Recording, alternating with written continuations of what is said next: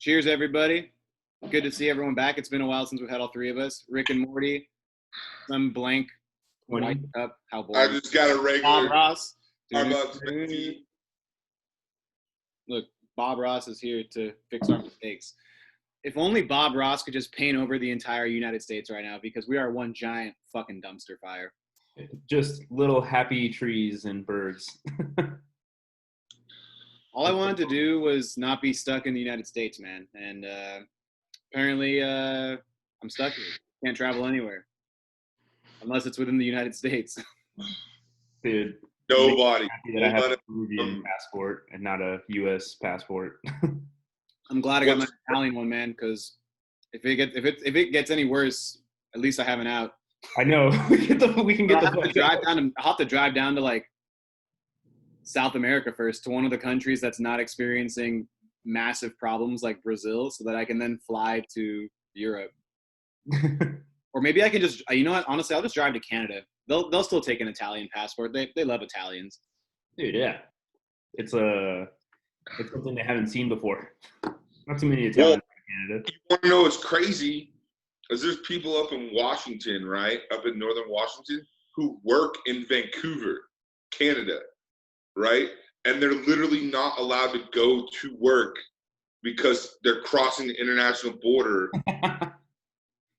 Right?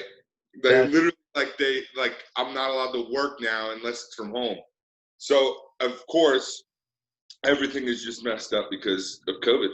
Bigger inconvenience in your lives. Yeah. Wearing a mask, not being able to do literally anything else. Mask, dude. Oh, dude. I don't need to wear a mask. This is freedom. Freedom. Free country. I'll asphyxiate on my own COVID-ness. It's pretty spectacular. That was the actual argument that the so-called doctor made in Plandemic. The actual argument, verbatim. Well, as many doctors and nurses have said, masks don't hurt your saturation levels at all. But, science. No, dude. Don't believe science, man. Science is basically religion using facts and data that can be empirically proved over and over again. You don't want it. No, dude. It's better just to read a book written by someone 4,000 years ago and just say they knew what was going on for sure. Yeah, because they guessed a virus was going to hit the globe at some point. Non-specific time, but it was going to happen. So they must be right. I mean, it's been happening since forever, so... Technically, it's already happened, but Speaking of freedoms and shit, I've had a few experiences like that at work, and I know a few friends who work at other restaurants where they've had salads thrown at them and all kinds of shit. People are literally losing their minds. Honestly, I thought things would get better, but it's getting worse. People are they're so far gone in terms of their desires to want to be normal again that they've lost all rational capacity for thought. Yeah. It's people right now, I don't know if it was the 3 months of not being able to go out and do anything, but they get one little hint of their freedom back as to go to a restaurant and they flip the fuck out because I can't understand it. On that note, since today is our bring your Karen to work day, let's do Carlos. Why don't you show your video first? I'll share the screen with you, and perfect. We'll give it a rating on a scale of 1 to Karen or Ken or Kevin. The name has to start with a K. That's all I know. Give me a second. While we're pulling this up, you guys hear that the creator of the Barbie doll, right, named Barbie and Ken, right, named the dolls after her kids. So, in fact, Barbie and Ken are brother and sister. And not only that, but the brother and sister of the creator. It's about as deep incestual as it can get. Yeah. All right. This is my Karen of... Oh, I can tell, dude. She has... Look, before we even press play, Just look at that face. Let's just analyze the still screen, right? What are your first thoughts? My first thoughts is she is the literal person that Dr. Stella Emanuel was talking about when she was saying people have sex with demons in their dreams and then get cysts. This is who I envision. Have you guys heard of this doctor? No. So this is the new quote unquote voice of reason from the Trump campaign and administration about we don't want to listen to Dr. Fauci, forget his 25 years of working with various administrations, helping fix the massive AIDS and HIV epidemic in the 90s. Forget all the work he's done. This woman, Stella Emanuel, who, is a doctor in her own right, and I would say in some moments has given cogency to the possibility that hydrochloroquine might have some preventative measures if, used safely. But she's also gone so far as to say that the reason why women get cysts is because they're having sex with demons in their dreams. Yeah, so this is the type of person, this is the person that I envision when she's talking about those damn succubuses. Dude, gosh. Just makes me think of that South Park episode. All right, Carlos, play it away. Scroll up. And now he's videotaping me. Because this is unlawful. Ma'am, he's running me over. No, I'm not. Ma'am,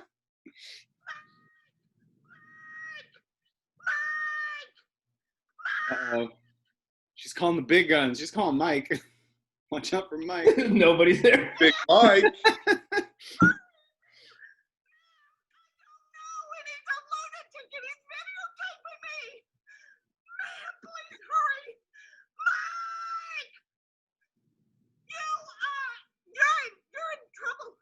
How so? Going to jail.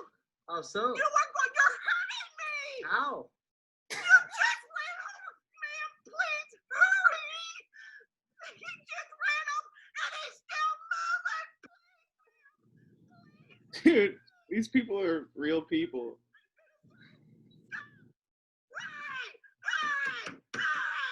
Man. Yeah, so it's another minute of just her screaming like that and saying he's running me over. Well, I mean, in a stationary car. Look. With him not in the driver's seat. Hey, whoa. Look, that car was possessed by the same demons that Stella Emanuel was talking about. So she was probably getting run over by the COVID demon. For sure. Yeah, it was, it's hilarious, man. I saw that and I couldn't believe it. Apparently she's a park attendant, and this guy was at a national park, and he was exiting the wrong way when she got in front of the car. And well, to be fair, like, he was exiting the wrong way. That's it. But the guy had the video, and I read a little bit more on it, and he showed the cops, and the cops looked at it, completely understood, and let him be going his way. Makes sense. Yeah. I don't know, man.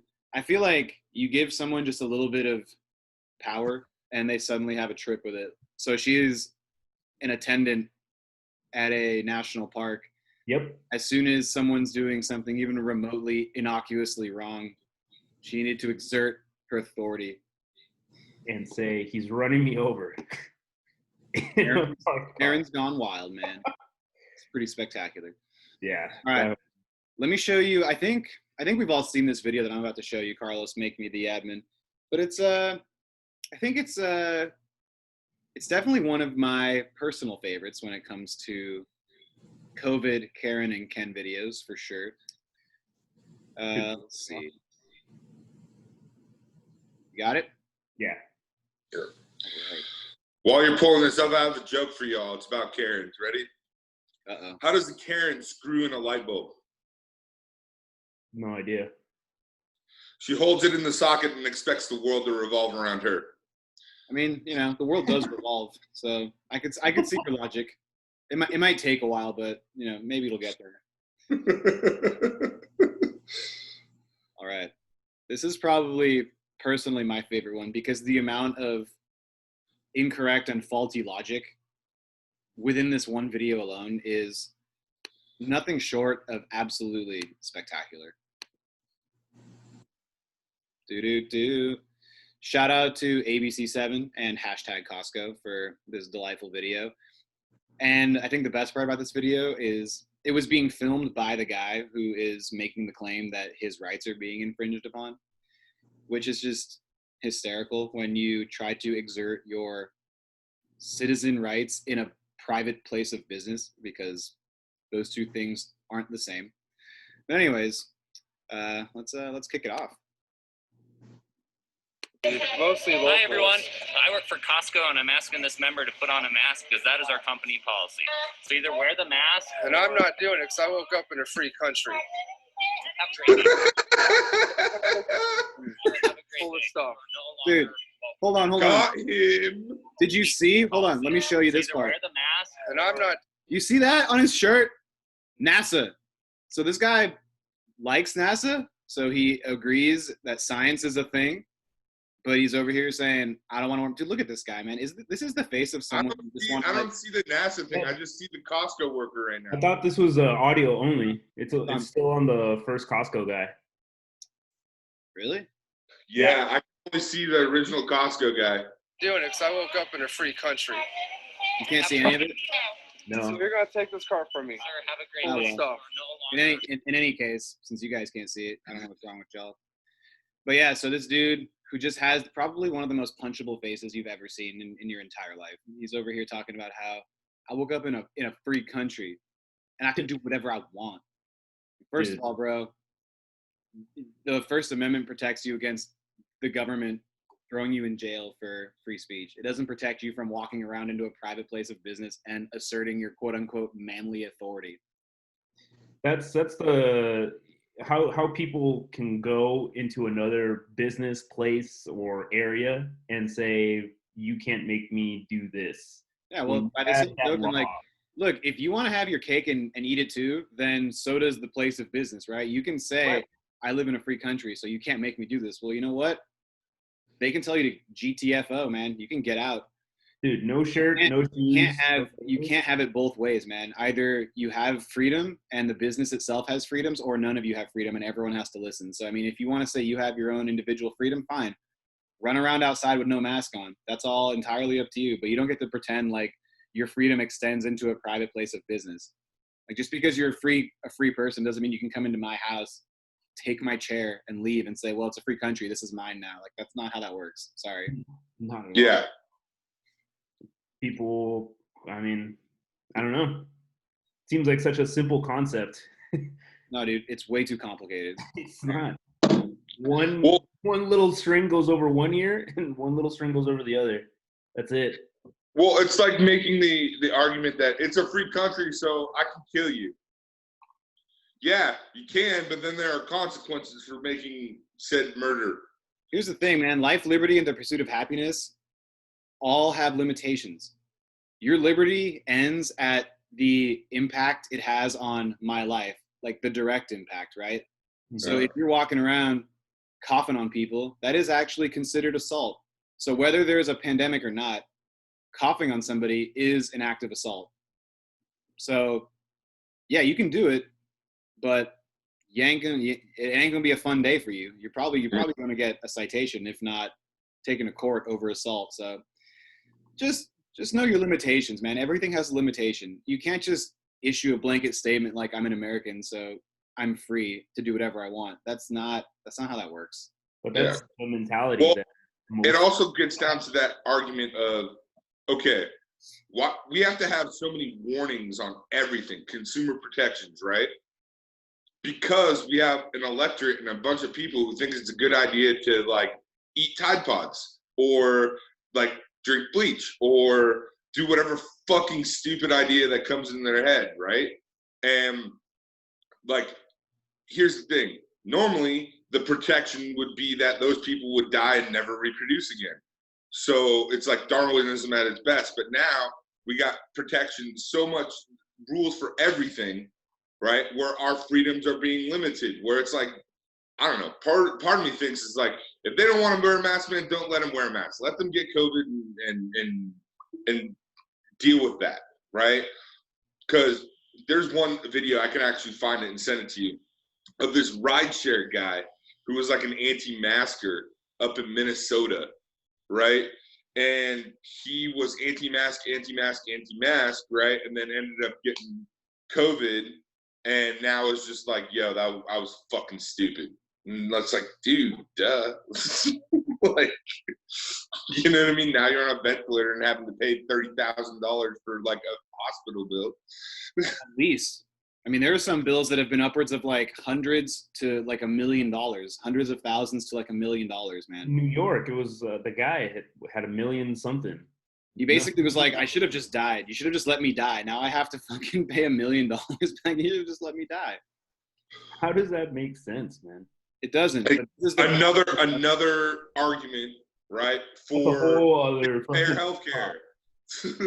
Like, if we all just pay into it, we won't have to worry about it. Everything will give the government the ability to negotiate costs so they're lower, right? Because they're the ones paying the bill anyways. If we're the ones paying paying into the pockets, right? It gives us the power to negotiate. You can still have both, man. I don't think just because people want some sort of subsistence level healthcare that it means you have to get rid of privatized healthcare entirely. You can still have both. And I think this idea that, well, people go to school and they make, they take on a bunch of debt to become doctors and specialists. Like, well, what about them?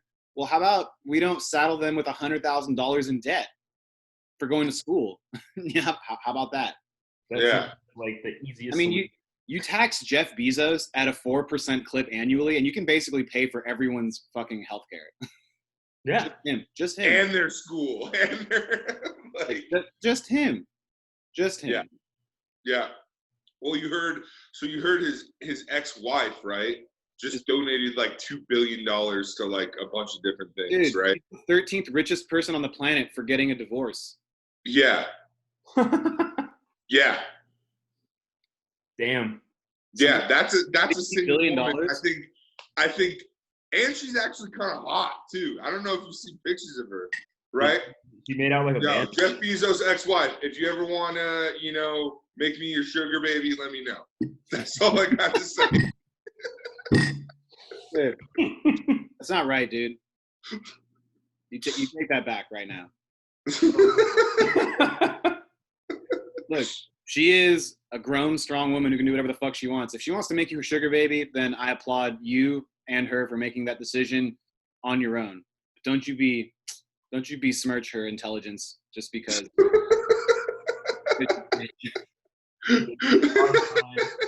Dude, but on another note, got like 70 billion in divorce, so it's like cool. I got like. Dude, on another note, I think you probably sent me the best video I've ever seen so far to date, Cody, because online the other day I was met with you should leave this country, or maybe not me directly, but I saw you should leave this country if you don't want to be here, this and that. Well, I personally could because I have an Italian passport, but let's say I didn't. Roughly 99% of the countries on the planet are like, no, you cannot come here.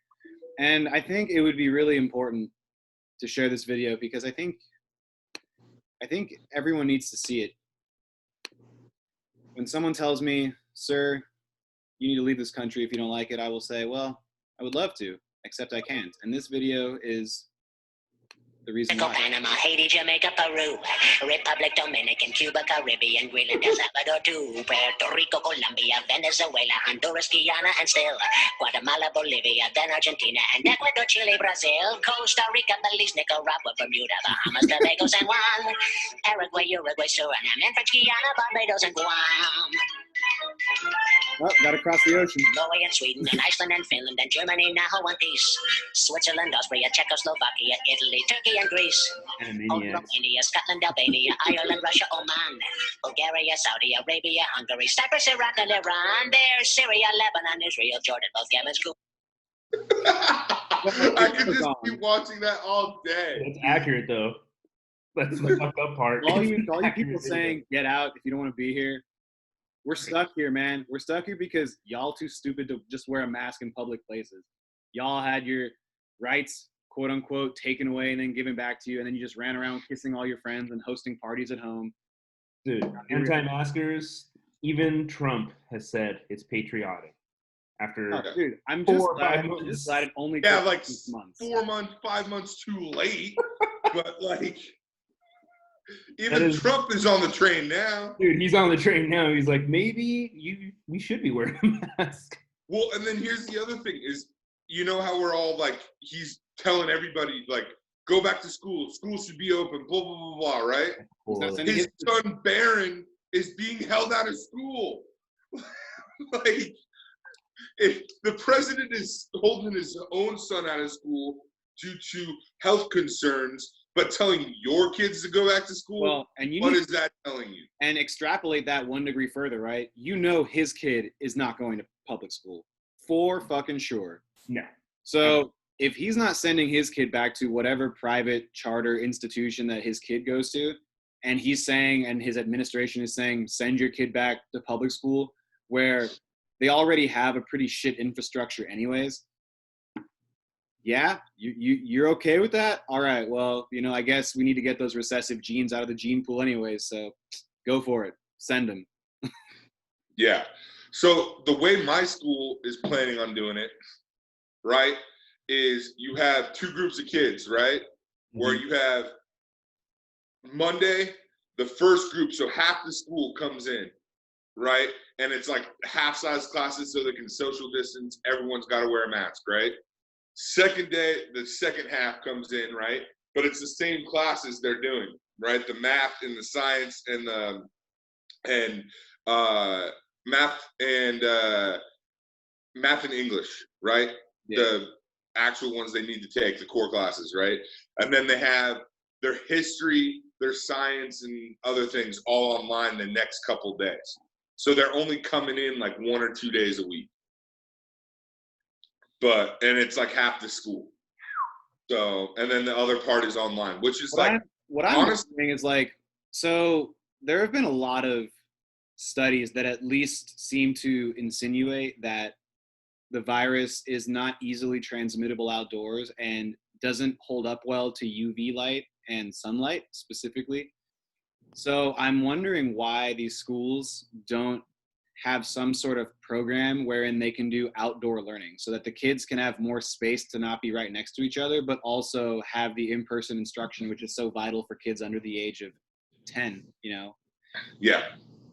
That's something that I unfortunately did not bring up to the teachers that I had on a few days ago, but it's something that I've really been thinking about, if it's true, and it seems like a lot of the evidence seems to point that way, why not have some sort of A day, B day social distance learning wherein they're being taught outside, and every other day you have different sets of students coming in so that they get that in-person learning, and then they get some, maybe take home work, or they get told to study a few things, in the interim so that they can still get their learning in without being in a closed space within a building. Because from what it seems is the majority of transmission happens within close quarters, like a classroom or like a household with people partying or having a good time or whatever. Right. So I'm wondering why that's not more of a rallying cry, especially among... Keep going. No, that's it. I mean, if you were about to say something, go for it. Oh, no, I was just about to add something. So there's been kind of a large debate about flipping the classroom anyways, meaning you would have like a YouTube video, a lecture to watch at home, and that would be your homework, right? Mm-hmm. And then you come in and you do your homework, right, at school with the instructor there to help you do it, right?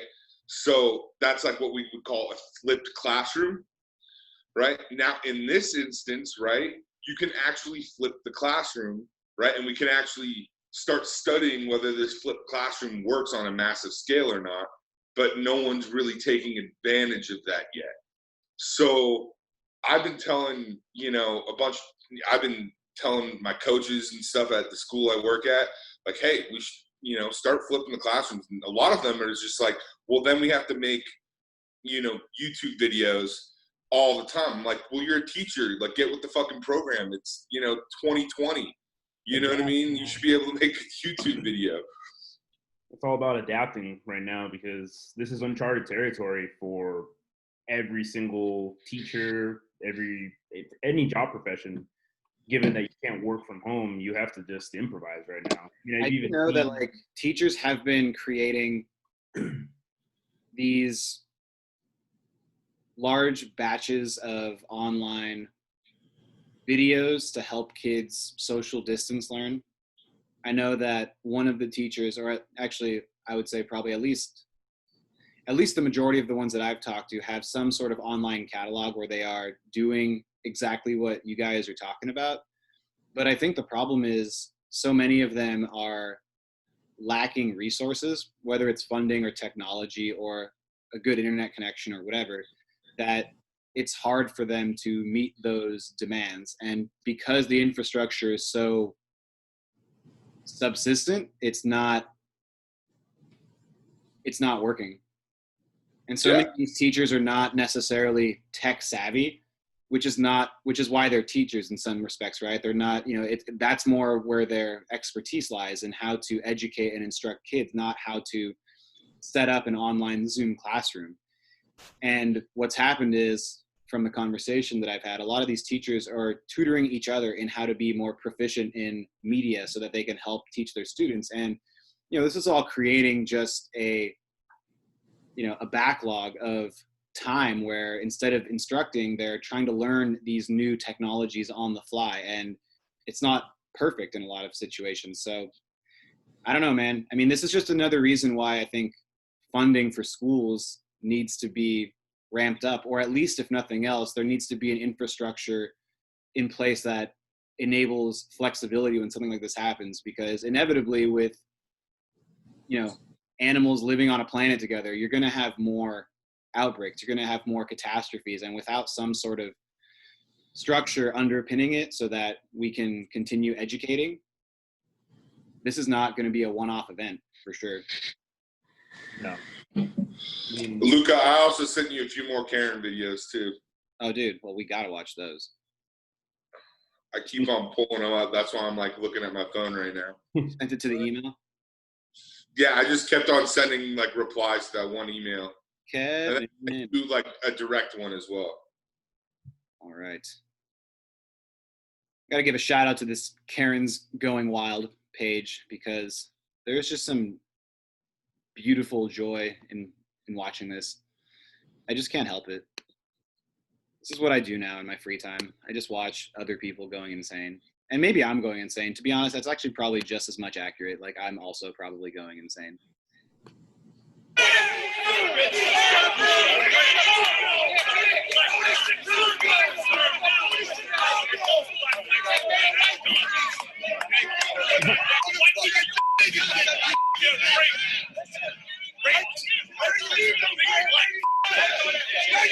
Why you so I'll fucking spit on you, piece of shit.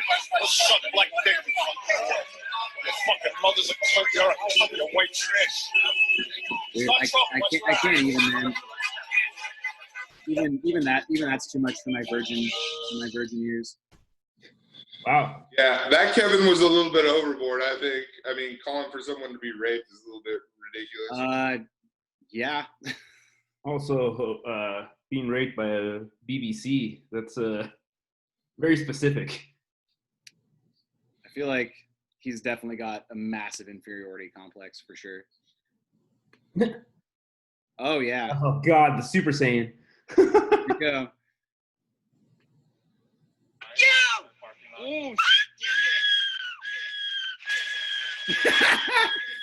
Edit. Dude, she just went Super Saiyan, man. Here's Johnny.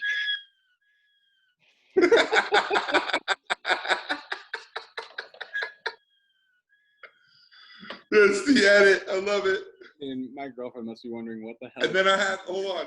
So I have this meme, which is kind of good. I don't know if you guys can read it here. No, I can't read it. That's a little too small. So it says, Dog Pet looks Store like a Barber, camera. how can I help you today? Customer's like, I needed to get my dog a haircut. She's my mini-me, So if it's not perfect, I will be speaking to your supervisor. Pet store barber says, say no more.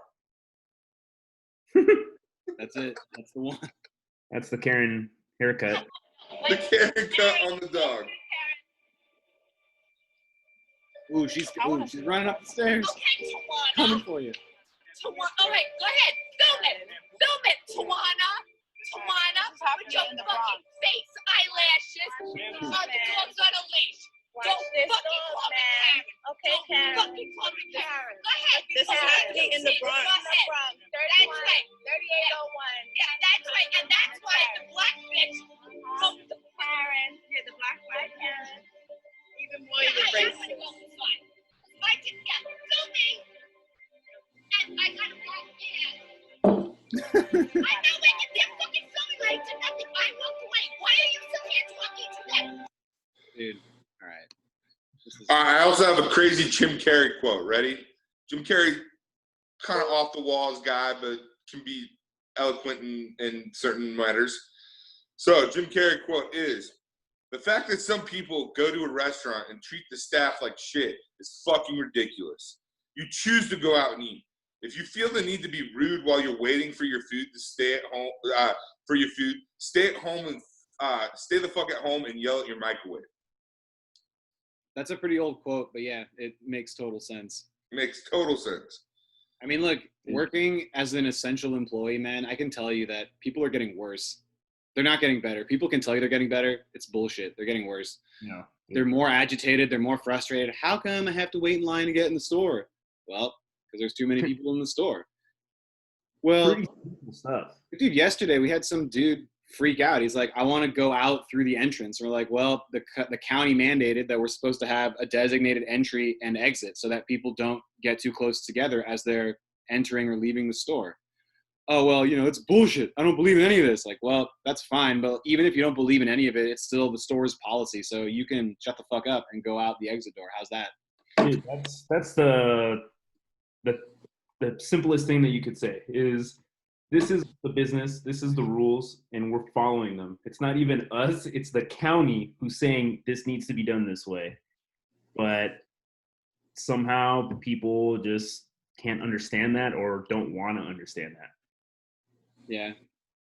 I mean, I understand the angst, man. People are they're struggling right now. They're struggling psychologically, they're struggling physically, they're struggling emotionally. Everything is sort of coming to a head all at once, and we're seeing the massive fractures within our system that need to be addressed, like our healthcare system, like our Teachers getting paid more. What? double Karen. Karen. They chose to cut out. Literally cut out their thing. Like, yo, you took the time to cut your freaking mask. So it was like this, right? Why don't you just put it on the normal mask? Dude, because they're going to die from carbon monoxide poisoning, which is stupid because they don't even know what carbon monoxide is. That comes out of your fucking car. It doesn't come out of your fucking breath. Carbon dioxide. That's what carbon dioxide is. Carbon monoxide comes from your car. You're not putting your face up to your tailpipe and breathing that shit in. That's what carbon monoxide is. You fucking ingrates. We hear that one doctor who ran, what was it, an entire marathon with a mask on just to prove that, But he also has asthma. Yeah. He had asthma, ran a marathon, and his oxygen level never dropped below 95%. And yet, it's suffocating them. Yeah. Somehow. It's too much. It was a fake video, dude. It was created by the mainstream media to make you think that wearing it wasn't mainstream media. It was created by Bill Gates because he wants to microchip you all. Yeah, right. Meanwhile, what is this thing? You don't need to be microchipped, you idiots. You already have it right here. I already know everything. They know everything, all the time. And guess what? You live in the really woods. think the government gives a fuck about the normal person? No. No. No. Not at all. You're not fucking special. You're not important. No one cares about you. Sorry. Dude, Dude, guy, from the day you're born, worried about their freedom being invaded and their privacy being leaked. No one gives a fuck. From the day you're born, you're given literally a number saying this is who you are, and we can follow it your entire life. Guess what? If you decide to go live off the grid in the woods, we have these things called satellites up there, and within like 15 minutes, people will know. Nice. Dude. Oh no. Poor Florida. But that's what happens when you're Florida. Sorry, Florida. I mean, California is not too far behind you, but damn. At least here's the thing about California that just like blows my fucking mind. People are like, yo, it's a blue state, it always votes blue, right? So it's all the liberals, right? Yo, let me tell you something. Orange County, Silicon Valley area, I mean certain areas of Silicon Valley, the Central Valley, that shit's red as fuck. And you want to know who the representative is for the Central Valley? Devin fucking Nunes. Yeah. The guy he's one of them. Yeah. Devin Nunes, the corrupt guy who literally like couldn't like keep his shit straight during the impeachment, right? Because he was involved, right? Conflict of interest there, but to be fair, I still want to have your friend or your brother on to talk about the dossier and all the shit that led to the actual Russia investigation, which may have been tainted from the beginning. I'm actually really curious about that. So yeah, it's definitely okay. So let's just say, in general, we might be able to agree that Obamagate is kind of messed up. Is not really. It's like an anti-issue, right? Like, okay, we want to go after Obama, right? Or this or that, right? Fine, right? Or everybody says Biden is bad. In my opinion, I don't think Biden's great at all. I don't like Biden. Am I going to vote for him because I want, Ruth Bader Ginsburg's spot in the Supreme Court to be taken by a liberal? Yes, right? Am I going to vote for him because I want the stupid fucking orange man in office to get out so that we can actually have agencies and agency heads and cabinet positions that are held for an entire 4 years and have some essence of continuity in those positions? Yes, because it makes for better policy. But at the same time, I don't think that Biden or Obama or Clinton are clean much at all. I don't think anyone who gets to that level of government. There's no such thing as a clean politician, really. No. Yeah, I don't think anyone who gets there. So what he was saying to me, it's my dad's best friend from growing up. It's his son. So it's like my uncle, not blood related uncle's son. Yeah. Right. And he goes through the timeline and kind of breaks it down, basically saying that, Biden, Obama, Clinton were spying on the Trump campaign, right, illegally because they basically tampered with the FISA warrant in order to spy. Okay. And is that true? Probably, possibly, right? Well, I did a little bit of reading about that too, and there's basically, I think, like a 3 or 4 month gap where they filed the initial FISA warrant, but the judge deemed it way too broad and they needed to narrow the scope. But they had already essentially started looking into the Trump campaign when they got the amended FISA warrant for, I think it was like the difference between like May and October. So it was like a 4 or 5 month period. And this is something that Michael Horowitz, who went into detail about this, who's a he's, I think, a Republican, but he is a pretty nonpartisan individual, seems to be on the up and up. And what he determined is that there was no necessarily intention of wrongdoing by the Obama administration directly, but it seems the premise with which they used the information from the Steele dossier to look into the Trump campaign finance dealings was inherently flawed. And the majority of the Steele dossier seems to be at least rooted in misinformation or not complete information. Yeah, exactly. So you just explained it better than I could. But yeah, so now they were able to get when they went to Michael Flynn, right, and they, arrested Michael Flynn, what did they arrest him for? You guys know what they arrested him for? Was for lying to the FBI. That's all they could get him on. Which he then admitted to doing. They had him on more stuff, but they had obtained that information illegally, so they couldn't charge him with it. I think the legal term for that is fruit from the poisonous tree. Basically. So did they find wrongdoing by Flynn for receiving funds from Russia? Yeah. It's a problem when your biggest geopolitical foe is paying your national security advisor. That's fucked up, right? That's dangerous as shit, right? But now they couldn't use that information to really go after Flynn because literally it was minor, right? That was the only thing they could get him was for lying to Congress. Yeah. Right? They couldn't get him on any higher charge because they had received that information via Steele dossier and FISA warrants that were kind of gray area shit. Yeah.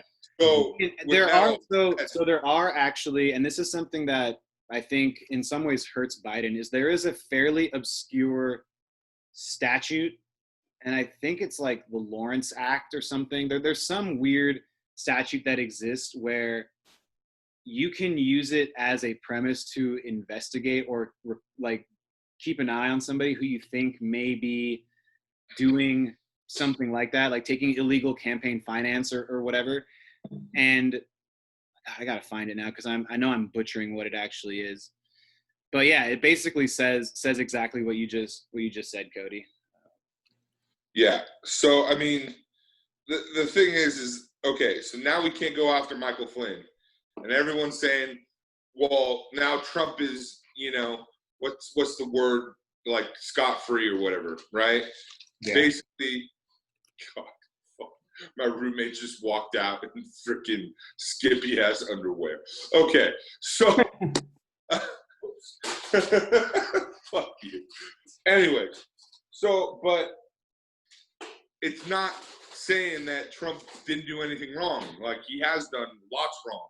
In fact, there's a book I think both of y'all should read at some point. It's a quick one written by Michael Lewis. The guy wrote Moneyball, Boomerang, Flash Boys, The Big Short, right? So he's been involved in a lot of things like writing the story down, like a nonfiction storyteller. And he tells the story basically about Trump coming in, right? From before he even took office, right? You're supposed to have a transition team, right? Chris Christie was going to be the lead of that transition team, right? Now, Chris Christie goes to Trump and is like, hey, we have to do this the right way, right? Trump says, fuck that. You're literally taking my $1.5 million or whatever, and you're wasting it. It's mine. But it's campaign finance, right? So it's not his. So Trump, took that money, right? Didn't have a transition team, right?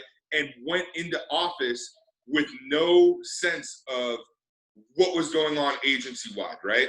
Problematic is Department of Energy, right? You would think, okay, yeah, it's Department of Energy, you're doing electricity, blah, blah, blah. They're also the ones who test our nukes to make sure they're working, right? Who go and do safety checks on our nuclear reactors and all this stuff, right? You need scientists and people who understand this stuff involved. Now we get Rick Perry from like fucking Texas because, Texas has got a lot of oil. Like, makes zero fucking sense, right? Meanwhile, you're not, appointing, and how long did it take for Trump to appoint a bunch of these agencies heads? It took him forever, right? So, because he thought it was like, it wasn't like a big deal. Meanwhile, you have Kushner and his wife and / Trump's daughter, right, doing like NSC stuff and trying to get clearances that they literally can't get clearances for. Literally, Trump has done nothing by the book at all, right? And it's the book is there, right, in order to make sure there's continuity, right, of services and of things going on, right, as well as protections for the people, right? We're talking about NOAA. You guys know about NOAA, NOAA? I've heard of Right? it. The National Weather Service, basically. Yeah, yeah. Okay. So NOAA is what allows our AccuWeather to happen, right? We know what weather's coming, storms, hurricanes, blah, blah, blah. So we can put resources in places that are getting flooding and all that stuff, right? Heat waves, right? So we can make sure elderly people aren't dying. Well, the guy, right, that Trump ended up appointing to be the head of like the EPA, right, literally owned AccuWeather, right, and wanted to privately use NOAA to monetize AccuWeather. So you had to pay to get that information and weather, right? So now the single people, right, that have to the single person, right, single citizen that says, hey, I would like to know weather's going on outside so I can plan my day, so I can bring an umbrella, so I can make sure I have enough food and water in my house during a storm surge or something like that, right? Has to pay for that information where they're already been paying for it in their taxes. Ridiculous. Crazy. So yeah, definitely read that. If you guys want it, I can probably send it to you on audiobook. It was literally like maybe 12 hours long for an audiobook, but What's the name of it? What's the name of it again? It's called The Fifth Risk. It's by Michael Lewis. Okay. So, I mean, the guy's pretty smart, wrote a lot of really good books. So, you know, and he actually, there's another one. He, it's called Where Has the President Gone To? Right? Or Where's the President Now? Or something like that, right? By him. And he goes to the State of the Union, Trump's first State of the Union, to talk to Trump. And he ends up spending all the time with Steve Bannon, watching the State of the Union with Steve Bannon, right? And it's a really interesting inside look about how Bannon was basically trying to like calm him down, even though everybody thought Bannon was like the one hyping him up, right? And so just everything is about message, re-election. That's all that Trump cares about. So if Trump is elected for a second term and that's now gone, what do you think Trump's going to do? You know what I mean? He's going to basically like do whatever the hell he wants because there are no consequences, because there is no re-election for him.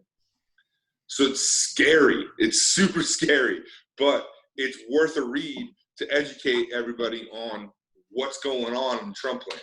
Is there a PDF you can send me of it, or like a Google Docs you can share with me, or is it only an audiobook that you have? Because I could actually, if you guys are interested, I have the Mary Trump book on my Google Drive, and it's a pretty easy read. It's about 210 pages, but it's not very dense. I mean, it is dense because it's written by a PhD psychologist and, you know, niece of the man who knows a lot of intimate details about the family. So The Fifth Risk right now on Amazon is $12. Okay, Perfect. that's how much that is. It's I would probably rather get it in a hard copy because then I could see a bunch of the figures and graphs that he also throws in there. Yeah. But then I still have to get through a couple of other books that I have. I have The Room Where It Happened by John Bolton, which I just finished that one actually. Dude, it's like 4,000 pages of really dense, tedious reading. I don't know. Yeah. So I got it on audiobook, and during my road trip through California a few weeks ago, I read it. I listened to it all on my big drives and everything like that. It is insane. Like, it's not just about, you know, the whole Ukraine scandal. It's going into Trump's decision making on just about everything, and how he makes one decision and then less than 24 hours later, he makes a different decision. Here's my problem, though, dude. At any point, if Bolton had just sacked up and just said, okay, I need to, for the American people, for our government, for our place in history, I need to man up or woman up or person up, however you want to use that platitude, and fucking tell them what's going on. Instead, he kept all this shit for his book so he could make a bunch of money on the back end. And So to his defense, right? To his defense, There's always a lot of defense, stuff dude. that There's a defense to people defending the president, dude. There's always a defense, man. But like, at some point you got to Edward Snowden some motherfuckers. Sure, right? So but here's the thing, to his defense, right? I don't agree with him on most of the things he does. He's a hawk, right? I'm more of a dove, right? Here's the thing. There's a need for strength showing with certain people, right? With Kim Jong-un, with China, with like a bunch of people. You need to show strength to those countries, right? Mm-hmm. So you need to be a little bit of like a hard ass, right? The problem is Trump was being too much of a dove with those people, right? Instead of being more of a hawk, right? He was basically saying that you need to be a dove with your allies and a hawk with your non-allies, right? And saying that, hey, Kim Jong-un, we're not going to fucking meet with you because you're not doing anything to show us that you want to meet, right? We have sanctions on you. We're not going to lift those until we see something happen, right? Which I think is fair, right? But he wanted to go and make a press thing of it to show that he was doing something, when in reality, he was giving concessions by the freaking barrel full to China, Russia, North Korea, Duterte in the Philippines, Iran, right? So we talk about the Iran deal, and everybody's like, we need to be hard on Iran. You need to be harder on Iran, right? Well, shit. Trump was like trying to say, oh, the Khamenei or whatever they want to talk to me. They want to talk to me. And the Khamenei is like, we don't want to fucking talk to this dipshit. You know what I mean? Because they know that he's fucking idiot and he's going to change his mind. Taking us out of Syria and out of Iraq and Afghanistan, right? We're not able to do that as fast as we might. I want to get out of there as well, don't get me wrong.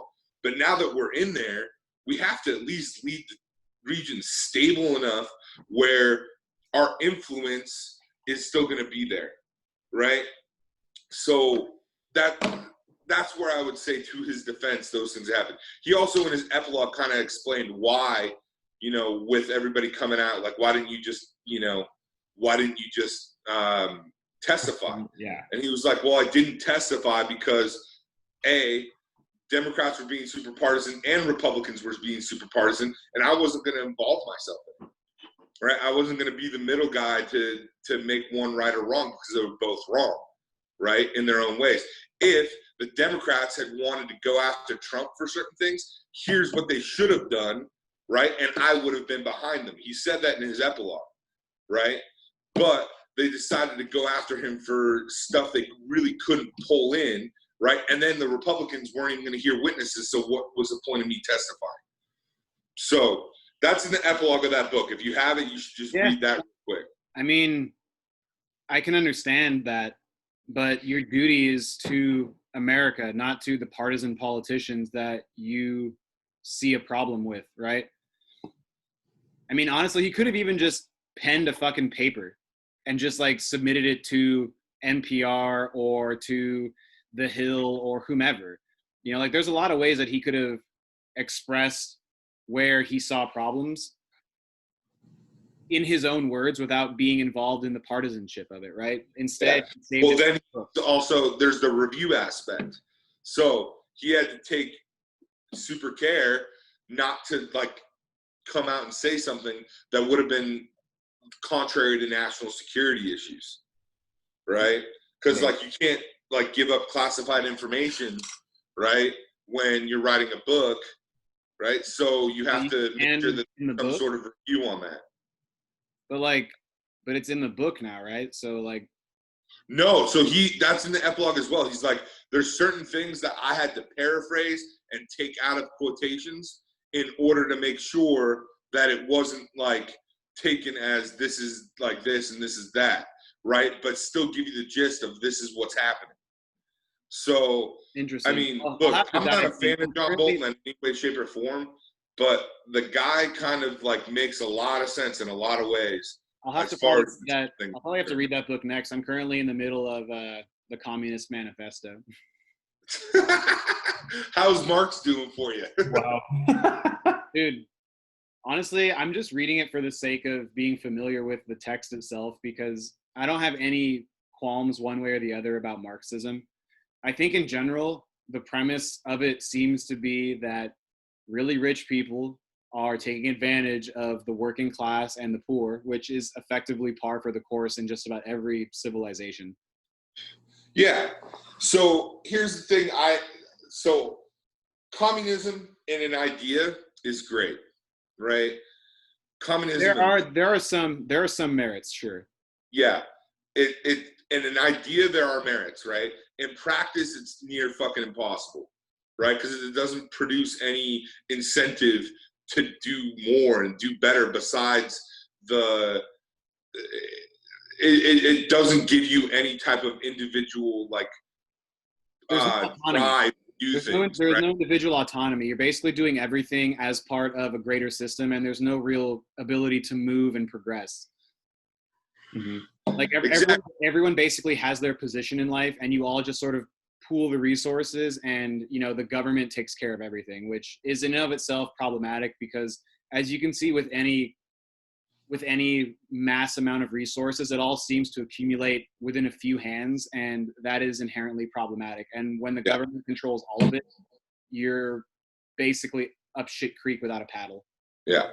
Whereas if you take, for example, what happened with us post-depression, like World War up until like 2007, right? We had socialist policies. Socialism took us out of the Great Depression. Capitalist system, right? With different checks and balances, different regulations, right? That made it more difficult for people to just like pull money from the middle class and lower class up to the top, right? Glass-Steagall, for example, right? We put in enough, though, like that's currently been happening anyways. Like the middle class has shrunk substantially over the last 30, 40 years, like ever since the 1970s. Actually, so the middle class was at its peak in 2005. Well, okay. How do you want to define middle class? Middle class is here's the median income, right? And push it out, right?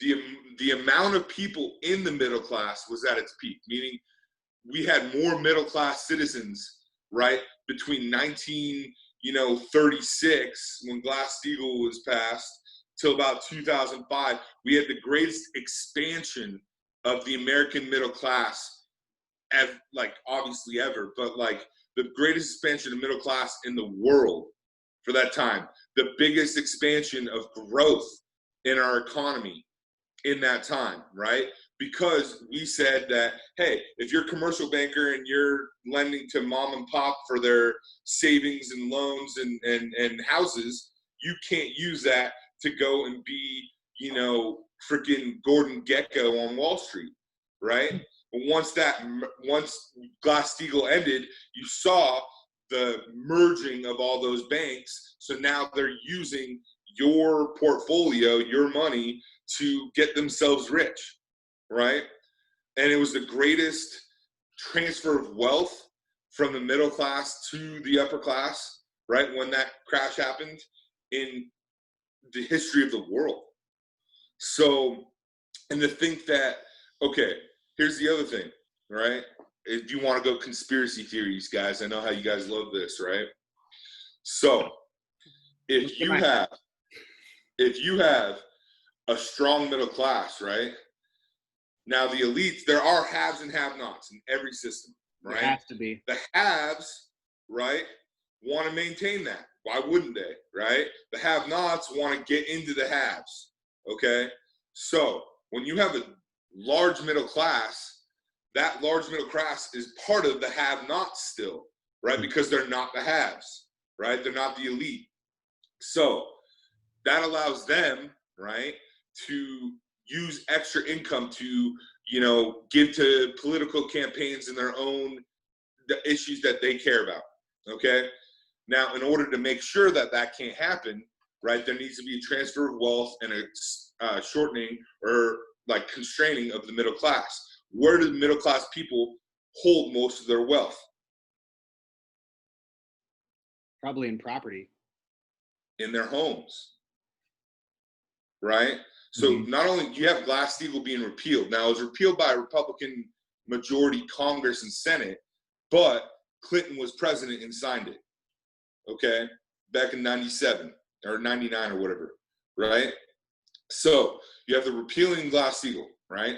Then in 2008, right, you have Citizens United decision, right, which made it even stronger. So now you've taken, or you've, over like a 8-year period, you've shrunk the middle class, taken majority of their wealth, repositioned it into the elite system, right, which now makes it harder for these have-nots to contribute to campaigns and contribute to things that they care about, right, because there's no excess income anymore, okay? And then, right, you have Citizens United ruling that allows corporations with billions and trillions of dollars basically to, like, dark money, not even show where it's coming from, but put millions of dollars into campaign. Charles and David Koch, right, put $90 million into the campaign, the last campaign. That was a midterm election too, not even presidential, midterm election. They put $90 million for Republicans, right? Because they're now allowed to, and they did it through America First Foundation, through a bunch of other little subsidiaries and tiny little companies to make it seem like it wasn't coming from them. But when you watch the money and follow the money, it's all coming from the Kochs, right? From two people. So now you have an issue of, even if we wanted to, the system is broken enough and favoring the rich enough where they have it by a stranglehold. And unless we literally don't care about the campaign financing and we elect people who aren't being funded by corporations, right? Say if Bernie Sanders and Ocasio-Cortez, Ilhan Omar, right? Unless we elect more of those people, we're never going to get the rules changed back. Well, and I think, to sort of piggyback on what you just said, this is why term limits is such an important thing, because when you impose term limits on the House and on the Senate, you inherently create a system that forces these people to know that they have a limited shelf life and they must act in the best interest of their constituents, given how their platforms evolved and got them to the seat at the table, right? Mm-hmm. That's why term limits is so important. Yeah, I mean, so yes, term limits are important, but at the same time, when you take term limits away, or if you put term limits on them, right, what is going to incentivize them to continue to serve their constituency in order to be elected? Like I was just, here's the thing. I think like one of the most motivating emotions and factors that humans have is a couple of things. It's your legacy and your character and the amount of stuff you can accumulate. And I think one of those things is temporary. One of those things is everlasting, right? Like you remember people's legacy, you remember who they were and the actions that they did. And I think that a lot of people, when they get to these seats at the table, they do it with, you know, like the road to hell is paved with good intentions type of shit, right? So I think for them, it's almost more of an incentive. Like, I know my time is limited. I know that if I don't make a meaningful impact now, I will be forgot as a footnote in the annals of American history and American politics. But if I can stand up for my people now and do things now and make things happen that impact them in an everlasting way, my legacy is cemented. My family's legacy is cemented. And I think that is the driving factor that we need, that will, I think, be the catalyst for action within term limits. Personally. Sure.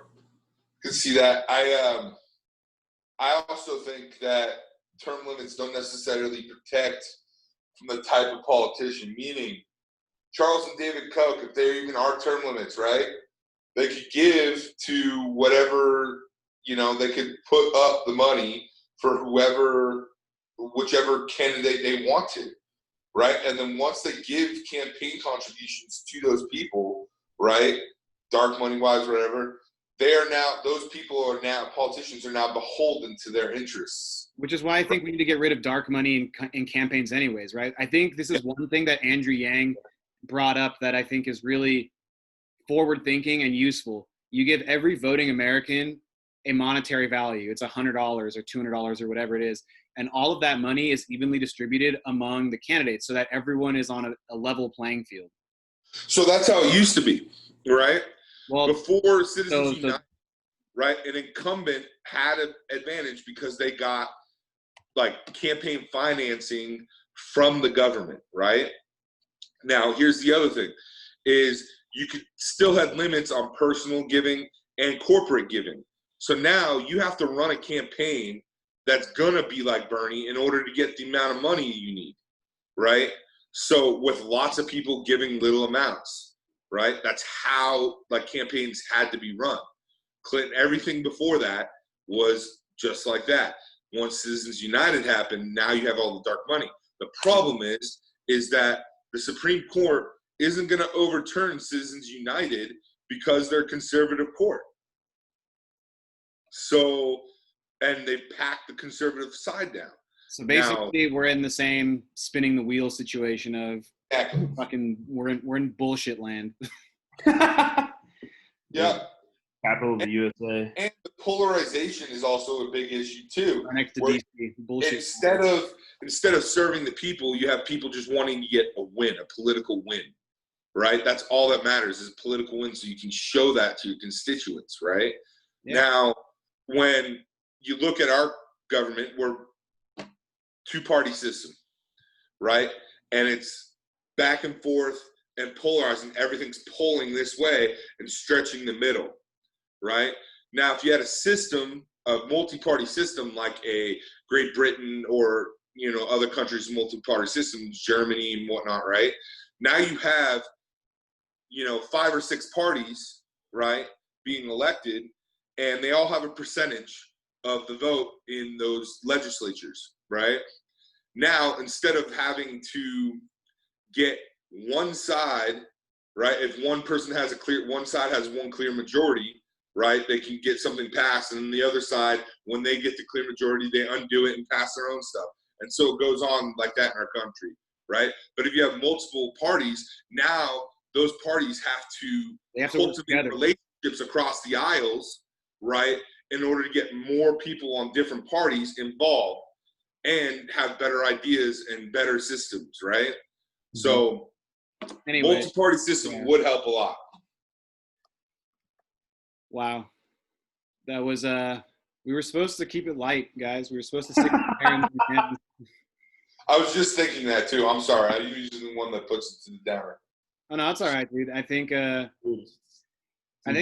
this is important stuff, man. And I think unfortunately, unless there is a radical change that happens and it creates a trickle-down effect where people truly believe that many ideas that work together to come to a resolution is better than 1 or 2 ideas competing with each other for supremacy, we're going to be in this stagnant position. We're going to be wading through this quagmire of political bullshit until we can come out the other side.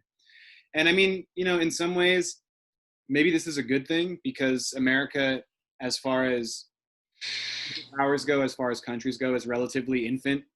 You know, we're only 220, 230 years old versus Great Britain that's been around for forever. You know, a lot of these other places that have sort of established traditions rooted in their history. So I'm hopeful in some ways that maybe we can find a way out of this. But these days, man, you got Karens spitting on grocery store workers. You have Kens yelling about their freedom inside of a private place of business. You have all this crazy shit going on, not the least of which is coming from our fucking political system. I'm hopeful, but definitely I'm going to renew my Italian passport. At least you can get an Italian passport, dude. I have nothing. Literally, like, nowhere else could I get a passport. Like, I'm full. You trying to enter a platonic relationship for a passport or what? Dude, come snuggle with me later, dude. That's the only way. All right, guys. Thank you all for popping in. Let's do this again soon. I got some stuff to take care of, but yeah, we'll brainstorm some ideas for next time. And stay well, guys. Be healthy, and I'll talk to you later. For sure. Later, guys.